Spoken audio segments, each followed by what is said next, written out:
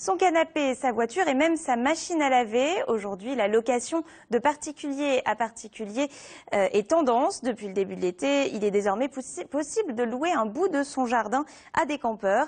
Dans le Loir-et-Cher, un couple en a fait l'expérience ce week-end en accueillant 2 étudiants. Bilan, une façon économique et conviviale de voyager. Aurore Dupont est allée à leur rencontre.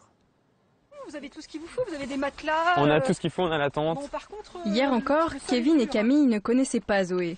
Et aujourd'hui, ils plantent leur tente dans son jardin. Une solution plus attractive que le camping sauvage. Là, à l'inverse, le camping chez l'habitant, ici, ils nous prêtent la douche. Ils nous ont offert un coup à boire. C'est plus convivial, disons. C'est lui qui a découvert ça, qui m'en a parlé. Et c'est comme ça qu'on a décidé de faire, parce qu'on voulait faire un petit tour de France. Alors on s'est dit que c'était plus sympa. En passant par Metz, Reims, on a traversé Paris. Pour les 2 étudiants originaires de Moselle, faire du camping chez l'habitant, c'est aussi un moyen de voyager à moindre frais.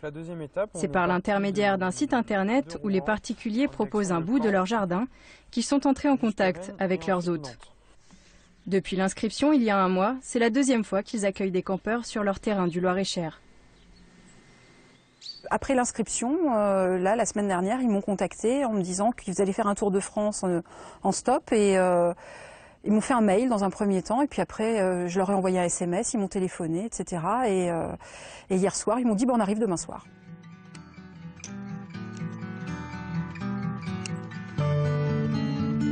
Deux jours plus tard, nos campeurs partagent leur dernier petit déjeuner au pied de la maison de leurs hôtes. La pomme, elle est là, hein. Là, t'es en train de manger la mienne. J'ai eu l'impression de recevoir des neveux et nièces ou des cousins, cousines, je sais pas trop. Enfin, quelqu'un d'assez proche, alors qu'on se connaissait pas du tout.